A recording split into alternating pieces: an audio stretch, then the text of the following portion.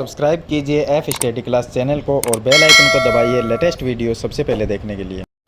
Hello students, आज इस video में हम प्रश्नावली 1.1 के क्वेश्चन को हल करेंगे और ये जो एक्सरसाइज है वो सिलेबस 2023 और 2024 के अकॉर्डिंग है, क्योंकि इस बार 2023 और 24 में जो सिलेबस दिया गया है उनमें काफ़ी कुछ एक्सरसाइज है वो हटा दी गई है।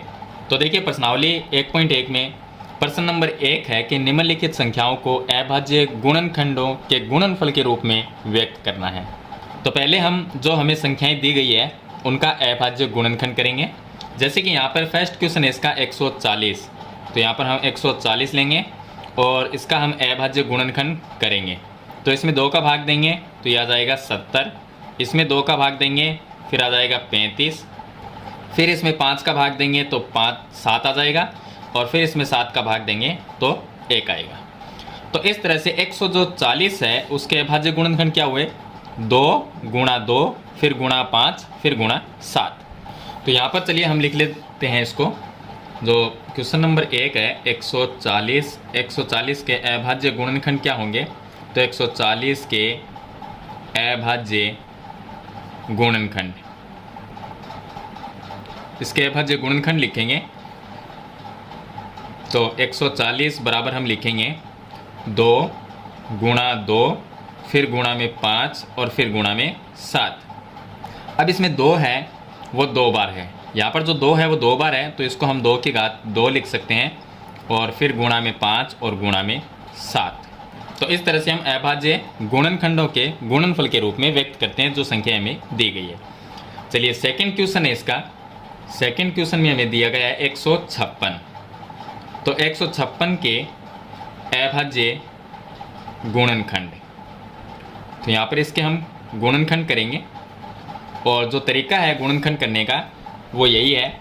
ये जो विधि है इसको हम अभाज्य गुणनखंड विधि कहते हैं। तो यहाँ पर हम लिखेंगे 156 और 156 में हम भाग देंगे 2 का, तो 15 में चला जाएगा 7 बार और 16 में जाएगा 8 बार। फिर हम 2 का भाग देंगे तो 7 में जाएगा 3 बार, 18 में चला जाएगा 9 बार। फिर हम 3 का भाग देंगे तो 39 में जाएगा 3 का भाग 13 बार और 13 में 13 का ही भाग जाएगा 1 बार। तो 156 के अभाज्य गुणनखंड हुए 2 गुणा 2 फिर गुणा 3 फिर गुणा में 13। तो इसको हम यहाँ पर लिख देंगे।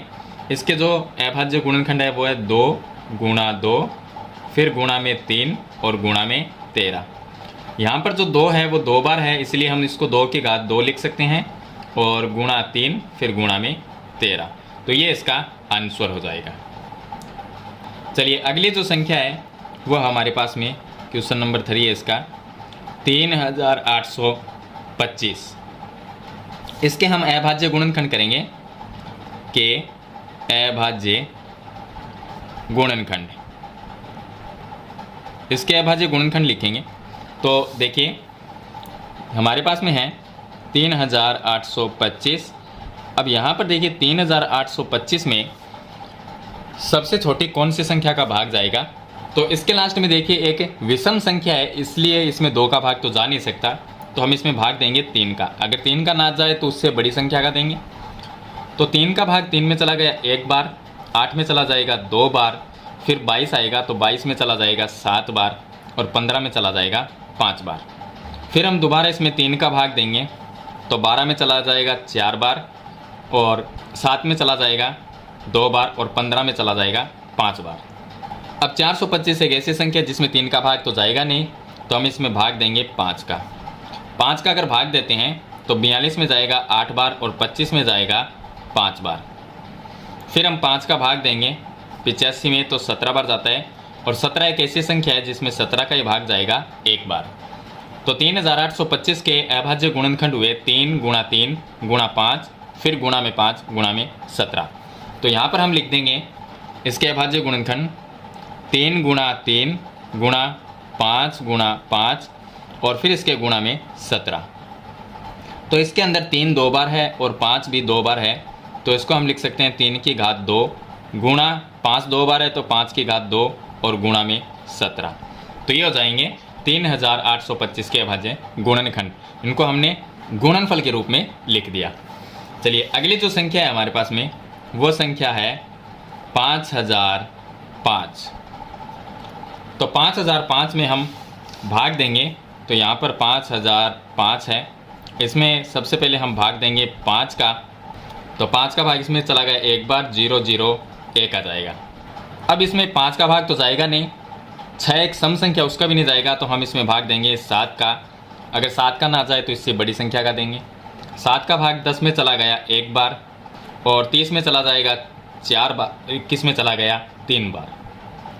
फिर 143 एक ऐसी संख्या है जिसमें 11 का ही भाग जाता है।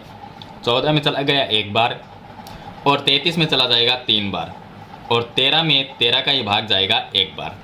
तो देखिए 5005 के अभाज्य गुणनखंड क्या हुए, 5 7 11 और 13। तो यहाँ पर हम लिख देंगे इसके अभाज्य गुणनखंड होंगे 5 गुणा 7 फिर गुणा में 11 फिर गुणा में 13। तो इस तरह से अभाज्य गुणनखंड हो जाएंगे। लास्ट जो संख्या है क्वेश्चन नंबर 5 की 7429 के अभाज्य गुणनखंड, ये एक ऐसी संख्या है जिनमें छोटी संख्याओं का भाग नहीं जाता है। तो इसका जो अभाज्य गुणनखंड करेंगे तो वह आएगा हमारे पास में, मैं यहाँ पर लिख देता हूँ 17 × 19 × में 23। इसमें सबसे पहले भाग जाएगा 17 का, उसके बाद में जाएगा 19 का, और उसके बाद में जाएगा 23 का, क्योंकि ये एक ऐसी संख्या है जिनमें 2 से लेकर 16 तक की किसी भी संख्या का भाग नहीं जाता है। तो इस तरह से हम 7429 के अभाज्य गुणनखंड लिख देंगे। और गुणनखंड करने का जो तरीका है वो यही तरीका रहेगा अभाज्य गुणनखंड विधि वाला। चलिए इसके बाद में इसका दूसरा क्वेश्चन हल करते हैं। चलिए अब हम प्रश्न नंबर 2 हल करेंगे। इसमें दिया गया है कि पूर्णांकों के निम्नलिखित युग्मों के HCF और LCM ज्ञात कीजिए। तो ये जो हमें पूर्णांक दिए गए, जो संख्याएं दी गई है, इनका HCF निकालेंगे, LCM निकालेंगे। उसके बाद में लिखा है कि इसकी जांच कीजिए कि दो संख्या का जो गुणनफल है, मतलब इन दोनों का गुणनफल HCF और LCM जो इनका आएगा, अगर उनको गुणा कर दे और इन दोनों संख्या को गुणा कर दे तो वो बराबर होता है। ये इसकी जांच करनी है। तो सबसे पहले हम क्या करेंगे, इन दोनों संख्या का 26 और 91 का HCF और LCM ज्ञात करेंगे। तो इसके लिए हमें क्या करना होगा, इसका हल देखिए। इसमें हमें 26 के अभाज्य गुणनखंड करने होंगे। तो यहाँ पर हम लिख देंगे 26 है, 26 के अभाज्य गुणनखंड, इसके हम अभाज्य गुणनखंड करेंगे। तो इसके जो अभाज्य गुणनखंड आएंगे वो हो जाएंगे 26 बराबर 2 गुणा 13, क्योंकि 13 दूनी 26 होता है, और 13 के गुणनखंड होंगे नहीं क्योंकि 13 13 ही रहेगा। इसी तरह से हम 91 के गुणनखंड करेंगे, 91 के अभाज्य गुणनखंड।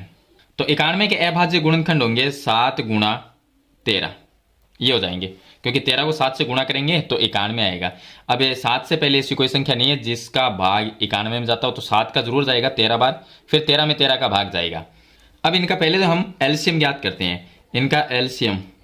तो इसका एलसीएम क्या होगा, एलसीएम इसका होगा, यहाँ पर देखिए इसके अंदर 2 गुणा 13 है और ये है 7 गुणा 13। तो हम क्या करते हैं, संख्या की बड़ी घात देखते हैं। तो इसकी घात भी 1 है, यहाँ पर 13 की घात भी 1 है, और 91 के अभाज्य गुणनखंड में 7 की घात 1 है और 13 की घात भी 1 है, मतलब 13 एक बार है, 7 एक बार है, तो 13 की घात 1, 7 की घात 1 होगा। अब यहाँ पर जिसकी बड़ी घात होती है वो हम एलसीएम में लेते हैं। तो देखिए यहाँ पर 2 की घात 1 है, तो ये घात बड़ी हुई 0 से, क्योंकि इसके अंदर 2 नहीं है।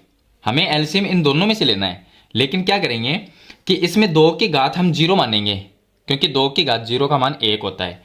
तो 2 की घात 0 बड़ी हुई या 2 की घात 1, तो ये 2 की घात 1 बड़ी हुई, तो हम लेंगे यहाँ पर 2।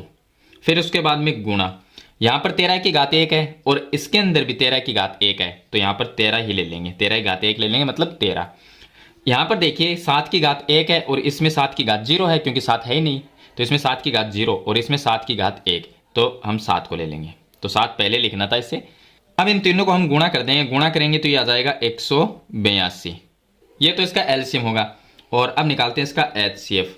एचसीएफ में जो संख्या एक जैसी मिलेगी, अब देखिए इन दोनों में क्या है, 2 गुणा 13 और इन दोनों में 7 गुणा 13, तो एक जैसी कौन सी है, 13 और 13 एक जैसी संख्या है। अब 13 की घात हम छोटी से छोटी देखेंगे, तो इसमें भी 13 की घात 1 है और इसमें भी 13 की घात 1 है, तो वो 13 की घात 1 का मतलब हो गया 13, तो इसका एचसीएफ क्या होगा, 13 हो जाएगा।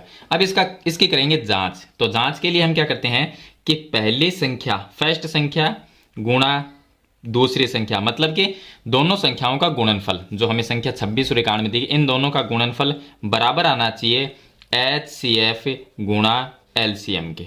तो पहली संख्या हमारी 26 गुणा दूसरी संख्या है 91 और बराबर HCF आया था 13 और इसका LCM आया था 182, ये आया था। अब दोनों को गुणा करके देख सकते हैं। तो देखिए इन दोनों का गुणनफल करेंगे, इन दोनों संख्याओं को गुणा करेंगे तो आ जाएगा 2366 बराबर, और HCF LCM को गुणा करेंगे तो भी आएगा 2366। इसका मतलब दोनों संख्या का गुणनफल बराबर होता है HCF गुणा LCM के। तो इस तरह से इसकी जांच करेंगे। सेकंड क्वेश्चन का हल देखिए, सेकंड क्वेश्चन का हल, इसमें 510 और 92 है। पहले तो हम 510 के अभाज्य गुणनखंड करेंगे, अभाज्य गुणनखंड।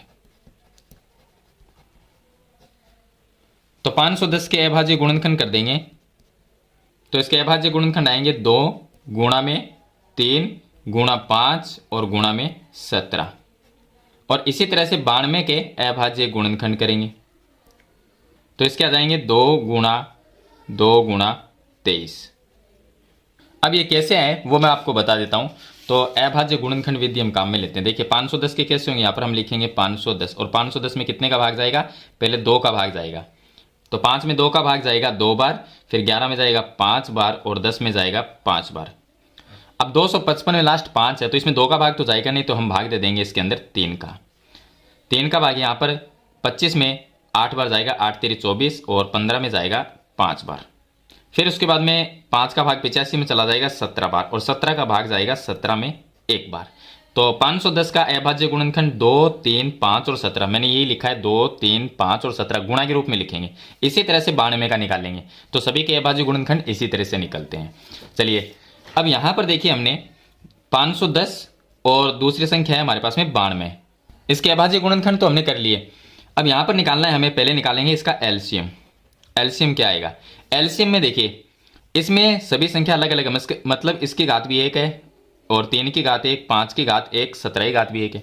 यहां पर देखिए 2 बार है तो इसको हम लिख सकते हैं 2 की घात 2, मतलब 2 कितनी बार है, 2 बार। और यहाँ पर जो 23 है वो 1 बार है तो 23 की घात 1 लिख सकते हैं।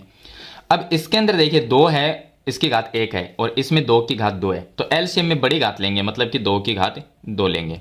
फिर गुणा, इसमें देखिए 3 की घात 1 है और इसके अंदर 3 है ही नहीं, मतलब 3 की घात 0, तो 3 की घात 1 बड़ी हुई, 3 की घात 1 का मतलब 3। इसके अंदर 5 भी है और इसमें 5 नहीं है, मतलब कि इसमें 5 की घात 0 है, इसमें 5 की घात 1 है, तो यहाँ पर हम 5 भी लिखेंगे। अब यहाँ पर इसमें 17 है और 17 की घात 1 है, तो इसका मतलब इसके अंदर 17 है ही नहीं, यानी कि 17 की घात 0 है, तो बड़ा कौन हुआ, 17 की घात 1, मतलब 17। LCM में वो भी लेंगे। और इसके अंदर 23 है, लेकिन ऊपर वाले में 23 नहीं है इसके गुणनखंड में, तो 23 की घात 1 बड़ी है, तो हम क्या लेंगे, 23 लेंगे, क्योंकि इसके अंदर 23 की घात क्या है, 0 है।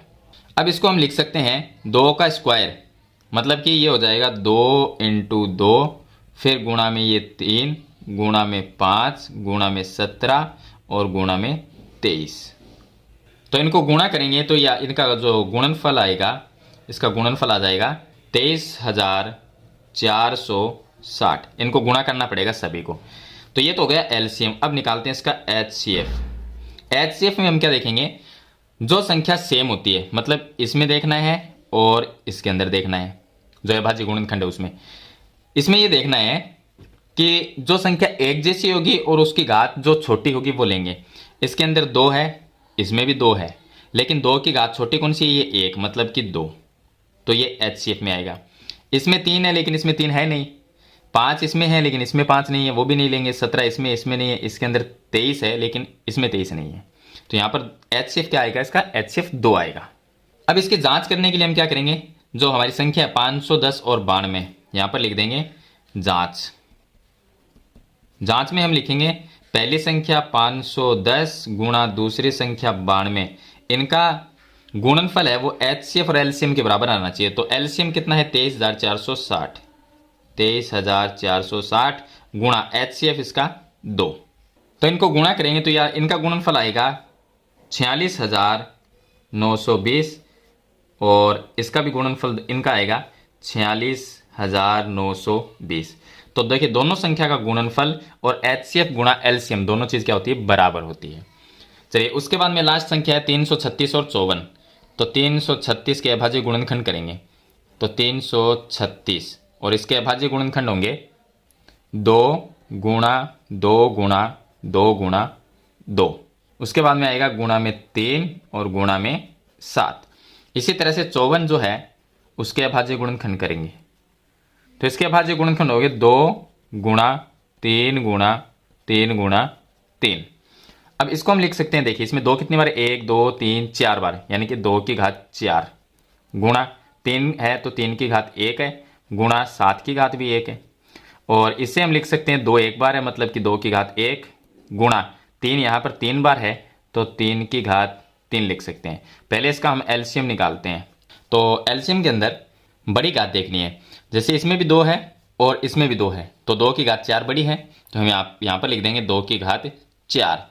फिर गुणा में इसमें 3 है और इसमें भी 3 है, लेकिन 3 की घात जो बड़ी है मतलब 3 की घात 3 वो एलसीएम में आ जाएगा। और उसके बाद में गुणा, इसमें 7 है और इसमें 7 नहीं है, मतलब 7 की घात 1 है वो बड़ी है, तो 7 की घात 1 का मतलब 7 हो गया। तो अब इनको गुणा करेंगे तो इसका जो एलसीएम आएगा वो आएगा 3024। अब इसका एचसीएफ निकालते हैं। तो एचसीएफ में एक जैसी संख्या देखनी है और जिसकी घात कम होगी वो लिखेंगे। इसमें भी 2 है, इसमें भी 2 है, तो 2 की घात 1 है वो लेना है, तो 2 की घात 1 का मतलब 2। उसके बाद में 3 की घात, इसमें 3 है और इसमें 3 की घात 1 है, तो हमें गुणा में 3 की घात 1 लिखना है। इसमें 7 है, इसमें 7 नहीं है, वो तो एचसीएफ में वो लेना ही नहीं है। अब देखिए इनको गुणा कर देंगे तो ये आ जाएगा 6। अब इसकी जांच करेंगे, तो जांच में हम लिखेंगे पहली संख्या 336 और दूसरी संख्या 54 है, 336 और 54 थी, तो दोनों संख्याओं का गुणनफल 336 इंटू 54 बराबर आना चाहिए एचसीएफ गुणा एलसीएम के। तो एलसीएम कितना है 3024 और गुणा में लिखेंगे एचसीएफ 6। अब दोनों इनका गुणनफल करेंगे तो ये आ जाएगा 18144 और इनको गुणा करके देखेंगे तो भी आएगा 18144। तो दो संख्याओं का गुणनफल बराबर आना चाहिए एचसीएफ और एलसीएम के गुणनफल के बराबर। तो इस तरह से प्रश्न नंबर 2 के जो क्वेश्चन है उनको हल करना है। चलिए इसके बाद में प्रश्न नंबर 3 हल करते हैं। चलिए प्रश्न नंबर 3 हल करते हैं। इसमें दिया गया है कि अभाज्य गुणनखंड विधि द्वारा निम्नलिखित पूर्णांकों के एचसीएफ और एलसीएम ज्ञात करने हैं। तो इनका हम एचसीएफ और एलसीएम निकालेंगे। तो यहाँ पर पहला क्वेश्चन है 12, 15 और 21, ये इसमें 3 संख्या है जिनका एचसीएफ और एलसीएम ज्ञात करना है। तो अभाज्य गुणनखंड विधि हमें काम में लेनी है। तो देखिए 12 के अभाज्य गुणनखंड क्या होंगे, तो इस तरह से हम 12 के अभाज्य गुणनखंड करेंगे। इसमें 2 का भाग देंगे 6 आएगा, फिर 2 का भाग देंगे 3 आएगा और 3 का भाग देंगे तो 1 आएगा। उसके बाद में 15 के करते हैं, तो 15 के आ जाएंगे 15 में 3 का भाग जाएगा 5 बार और फिर 5 का भाग देंगे 1 बार। इसी तरह से 21 का अभाज्य गुणनखंड करेंगे तो 21 में भाग जाता है 3 का 7 बार, फिर 7 का भाग देंगे 1 बार। तो यहाँ पर 12 के अभाज्य गुणनखंड क्या हुए 2, 2 और 3, तो यहाँ पर हम लिख देंगे 12 के अभाज्य गुणनखंड। तो 12 के अभाज्य गुणनखंड होंगे 2 गुणा 2 फिर गुणा में 3। इसी तरह से 15 के अभाज्य गुणनखंड हो जाएंगे 3 गुणा 5 और 21 के हो जाएंगे 3 गुणा 7। अब देखिए यहाँ पर 2 2 बार है तो इसको हम 2 की घात 2 लिख सकते हैं और गुणा में 3 आ जाएगा। और ये यहाँ पर 3 गुणा 5 ही है और ये 3 गुणा 7 है। अब पहले हम निकालते हैं इसका एलसीएम। तो एलसीएम क्या आएगा, एलसीएम में हम संख्या की बड़ी घात देखते हैं। इसके अंदर 2 है मतलब 2 की घात 2 है, इसके अंदर 2 की घात 0, अगर 2 ना है तो 2 की घात 0 और इसके अंदर भी 2 की घात 0 है, तो 2 की घात 2 बड़ी हुई तो ये ले लेंगे एलसीएम में। फिर गुणा में देखिए 3 इसमें भी है और यहाँ पर भी 3 है और इसमें भी 3 है, तो सभी में घात 3 मतलब 1 बार है। 3 की घात ये भी 1 है और इन दोनों में भी 1 1 है, तो हम 3 की घात 1 का मतलब 3 को लेंगे। उसके बाद में इसके अंदर 5 है उसकी घात 1 है और इनमें 5 नहीं है तो इसका मतलब 5 की घात 0 है और इसमें भी 5 की घात 0 है, तो 5 की घात ये 1 है, ये बड़ी घात है तो हम ले लेंगे 5। इसी तरह से जो 7 है उसकी भी 7 है वो 1 बार है मतलब 7 की घात 1 है, तो यहाँ पर हम ले लेंगे 7। अब इनको गुणा करेंगे तो देखिए 2 का स्क्वायर 4 होता है और 4 को 3 से गुणा करेंगे 12, 12 को 5 से गुणा करेंगे तो 60 आ जाएगा और 60 को हम 7 से गुणा करेंगे तो ये आ जाएगा 420। अब इसका निकालते हैं एचसीएफ। एचसीएफ में संख्या की सबसे छोटी घात देखेंगे, जो संख्या सेम होती है उसकी। तो इसमें 2 है लेकिन इन दोनों में 2 नहीं है। 3 सभी में, इसमें भी है, इसमें भी है और इसमें भी है, और सभी की घात 1 जैसी है, मतलब 3 की घात 1 है। तो इसका HCF आ जाएगा 3। 5 और 7 देखिए, इसमें 5 है लेकिन इन दोनों में नहीं है, 7 इसमें है लेकिन इन दोनों में नहीं है, तो वो HCF में नहीं लिया जाता। चलिए दूसरा क्वेश्चन इसका हल करते हैं। दूसरे क्वेश्चन में दिया गया है, पहले है 17। तो 17 के अभाज्य गुणनखंड क्या होंगे? 17 एक ऐसी संख्या है जिसमें 1 का भाग जाता है, ये 17 का खुद का भाग जाता है, तो इसको हम 1 गुणा 17 लिख सकते हैं। इसी तरह से जो 23 है उसको हम लिख सकते हैं 1 गुणा 23, ये इसके अभाज्य गुणनखंड होंगे। और 29 है उसको भी हम लिख सकते हैं 1 गुणा 29। तो इसका पहले निकालेंगे एलसीएम। एलसीएम इनका आएगा, देखिए सभी में 1 है तो वो 1 भी एलसीएम आएगा क्योंकि 1 की घात 1 है। फिर गुणा, यहाँ पर देखिए 17 की घात 1 है और इनमें 17 की घात 0 है, तो बड़ा कौन हुआ? 17 की घात 1, मतलब कि 17 भी लेंगे। और 23 है उसको भी ले लेंगे क्योंकि 23 की घात 1 बड़ी है। इसमें 29 है और इन दोनों में 29 नहीं है, मतलब 29 की घात 0 है इन दोनों में, तो 29 है वो ले लेंगे और इनको गुणा कर देंगे तो ये आ जाएगा 11,339। और इसका HCF निकालेंगे तो HCF में जो सेम संख्या होती है और जिसकी घात छोटी होती है वो लेते हैं। तो इनमें देखिए इनके जो अभाज्य गुणनखंड है उनमें सेम संख्या 1 है और 1 सभी में 1 है, तो इसका HCF क्या आएगा? 1 आ जाएगा। क्वेश्चन नंबर इसका 3 है। इसमें पहले 8 के अभाज्य गुणनखंड लिखेंगे, तो 8 को हम लिख सकते हैं 2 गुणा 2 गुणा 2, और 9 को हम लिख सकते हैं 3 गुणा 3, और 25 को लिख सकते हैं 5 गुणा 5। अब इसको हम लिख सकते हैं 2 की घात 3, क्योंकि 2 3 बार है, 3 यहाँ पर 2 बार है तो 3 की घात 2, और 5 2 बार है तो 5 की घात 2। पहले एलसीएम लिखेंगे तो एलसीएम में क्या आएगा? 2 की घात 3 बड़ी है और बाकी में 2 की घात 0 है, तो 2 की घात 3 लेंगे। फिर गुणा, 3 की घात 2 है वो बड़ी है क्योंकि बाकी में 3 की घात 0 है, तो 3 की घात 2, और 5 की घात 2 है वो भी ले लेंगे क्योंकि ये बड़ी है, बाकी में 5 की घात 0 है। तो यहाँ पर देखिए 2 की घात 3 का मतलब 8 होता है, और गुणा 3 का स्क्वायर करेंगे मतलब 3 की घात 2 का मतलब होता है 9, और यहाँ पर 5 का स्क्वायर 25। अब इनको जब गुणा करेंगे तो ये आ जाएगा 1800, इसका एलसीएम आएगा 1800। और HCF में सेम संख्या देखनी है, इनमें सेम संख्या कोई भी नहीं है, तो HCF में हम 1 लिख देंगे। तो इस तरह से आपको प्रश्न नंबर जो 3 है उसमें अभाज्य गुणनखंड विधि से HCF और एलसीएम ज्ञात करना है। चलिए इसके बाद में हम क्वेश्चन नंबर 4 हल करते हैं। अब देखिए प्रश्न नंबर 4 है कि HCF 306 और 657 का 9 है, मतलब ये 2 संख्याएं हमारी, पहली संख्या ये है, दूसरी संख्या ये, इन दोनों का HCF जो है वो 9 दिया गया है और इन दोनों संख्याओं का LCM ज्ञात करना है। तो इसका एक फॉर्मूला होता है ज्ञात करने का, फॉर्मूला होता है कि LCM गुणा HCF, LCM गुणा HCF बराबर होता है पहली संख्या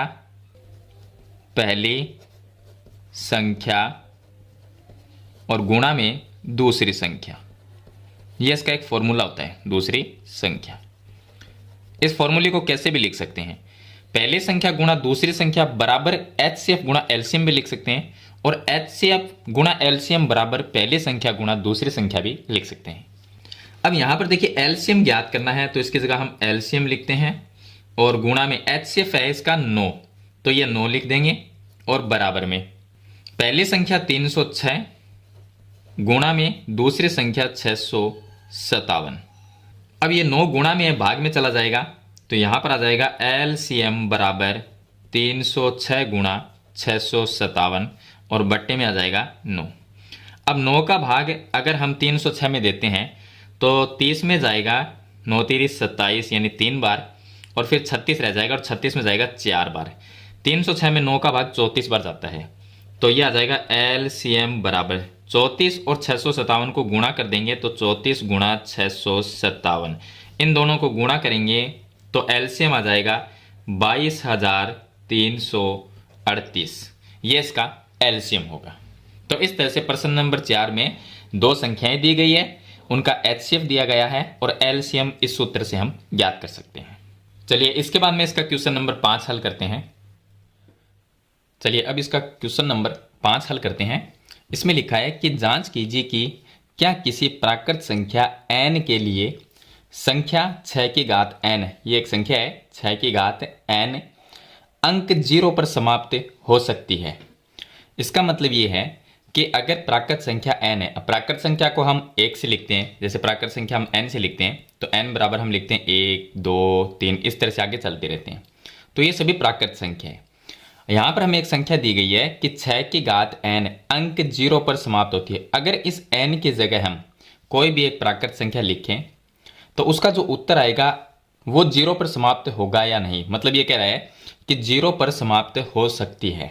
तो अगर कोई संख्या 0 पर समाप्त होगी, कोई भी संख्या का अगर उत्तर आता है या कोई संख्या लिखी हुई है, अगर वो 0 पर समाप्त होती है, इसका मतलब उसमें 5 का भाग जाएगा ही जाएगा। जैसे कि हम कोई भी संख्या ले लें, 50 ले लिया, ये 0 पर समाप्त हो रही है, इसका लास्ट अंक क्या है 0।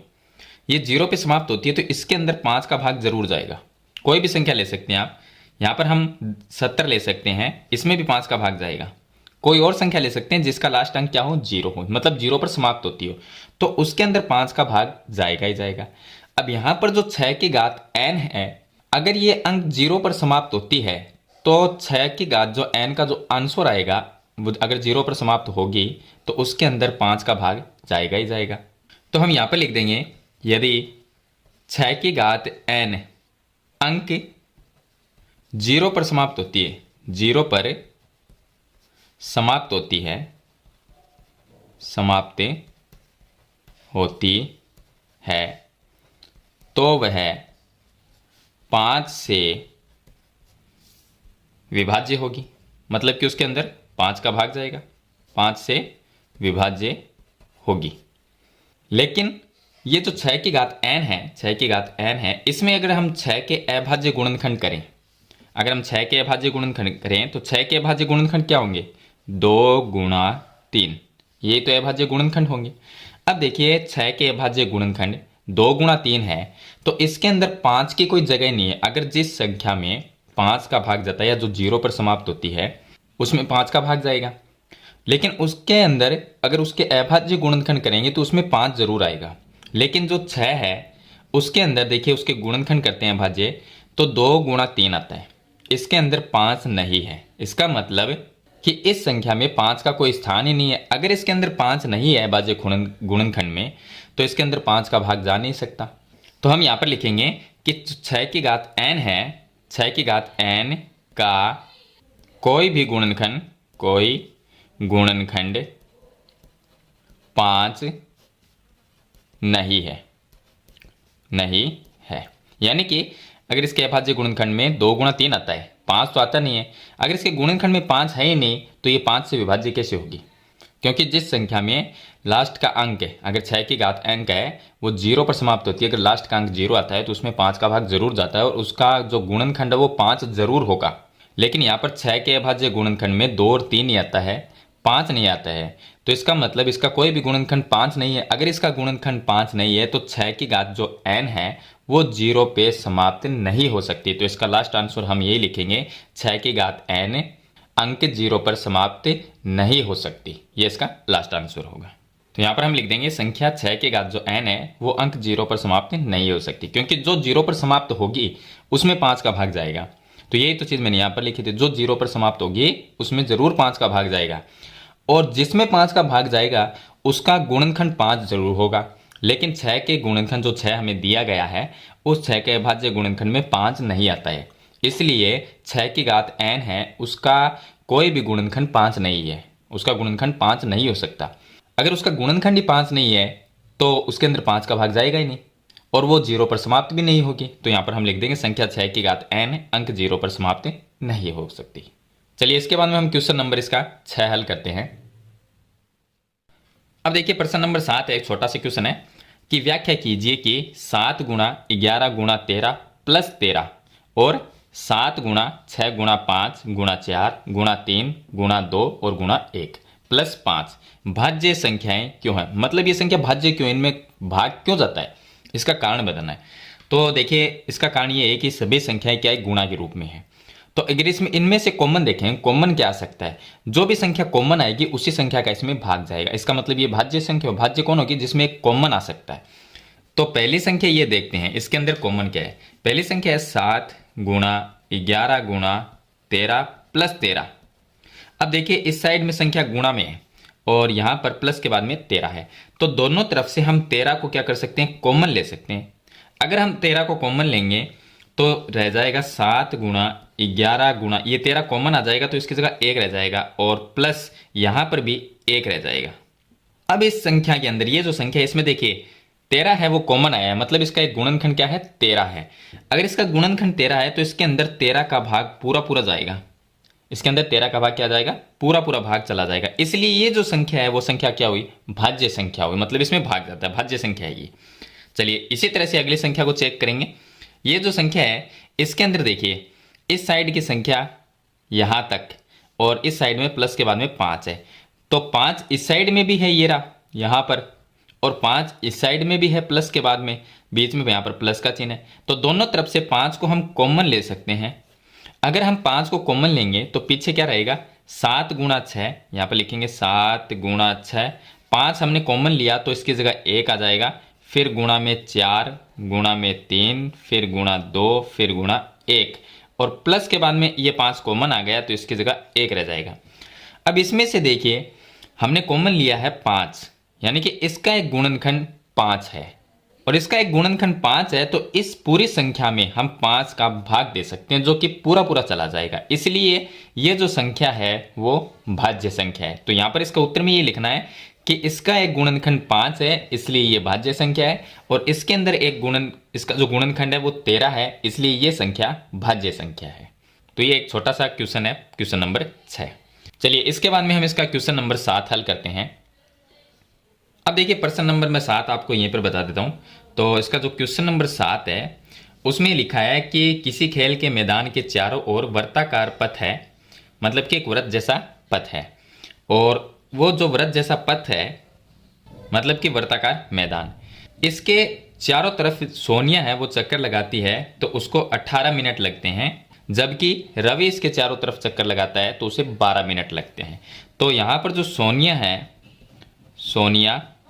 सोनिया को कितना टाइम लगा, 18 मिनट, और रवि का जो टाइम है, रवि को एक चक्कर लगाने में 12 मिनट लगते हैं। तो दोनों का टाइम दिया हुआ है। अब ये देखिए दोनों सोनिया और रवि जो है वो मान लीजिए इस स्थान से चलना प्रारंभ करते हैं, एक ही स्थान से और एक ही दिशा में चलते हैं, तो कितने समय बाद में वो दोनों प्रारंभिक बिंदु पर मिलेंगे, मतलब कितने टाइम बाद में वो दोनों एक जगह जहां से चले थे वहीं पर आके मिलेंगे। तो वो टाइम हमें ज्ञात करना है। तो हम क्या करेंगे, 18 और 12 का एलसीएम निकाल लेंगे। तो पहले 18 के अभाज्य गुणनखंड करेंगे, 18 के अभाज्य गुणनखंड, इसके अभाज्य गुणनखंड कर लेते हैं। तो 18 के अभाज्य गुणनखंड करेंगे तो कितने हो गए, 18, और इसमें भाग देंगे 2 का 9 आ जाएगा, फिर 3 का भाग देंगे 3 आ जाएगा, फिर 3 का भाग देंगे 1, तो कितना हुआ 2 गुणा 3 गुणा 3। तो इसको हम लिख देंगे 2 गुणा 3 गुणा 3, और इसको हम लिख सकते हैं 2 गुणा 3 कितनी बार है, 2 बार, तो 3 की घात 2 लिख सकते हैं। चलिए 12 है, 12 मिनट जो है उसके भी अभाज्य गुणनखंड करते हैं। तो 12 के अभाज्य गुणनखंड करेंगे तो ये हो जाएगा 2 गुणा 3, और इसको हम लिख सकते हैं 2 की घात 2 और गुणा में 3। अब इसका निकालेंगे एलसीएम, अधिकतम घात। एलसीएम में क्या है, बड़ी से बड़ी घात लेते हैं, इसके अंदर 2 है इसमें भी 2 है, 2 की बड़ी घात क्या है, 2 की घात 2, तो वो एलसीएम में लिखेंगे। फिर गुणा 3 में बड़ी घात है 3 की घात 2, वो लिख लेंगे। अब 2 की घात 2 का मतलब होता है 2 × 2 4, 3 की घात 2 का मतलब होता है 3 × 3 9, दोनों को गुणा कर देंगे तो 9 चौक हो जाएंगे 36, यानी कि दोनों 36 मिनट बाद प्रारंभिक स्थान पर मिलेंगे। तो ये इन दोनों का टाइम हो जाएगा। तो इस तरह से आपको प्रश्न नंबर जो 7 है उसको हल करना है। तो मेरे ख्याल से आपको प्रश्नावली 1.1 के सभी क्वेश्चन समझ आ गए होंगे। फिर भी इनके बारे में कोई सवाल या सुझाव है तो मुझे कमेंट बॉक्स में जरूर लिखना। वीडियो पसंद आए तो लाइक और शेयर जरूर कर देना। इस चैनल पर नए तो सब्सक्राइब करना। हम मिलते हैं नेक्स्ट वीडियो में, तब तक के लिए थैंक यू।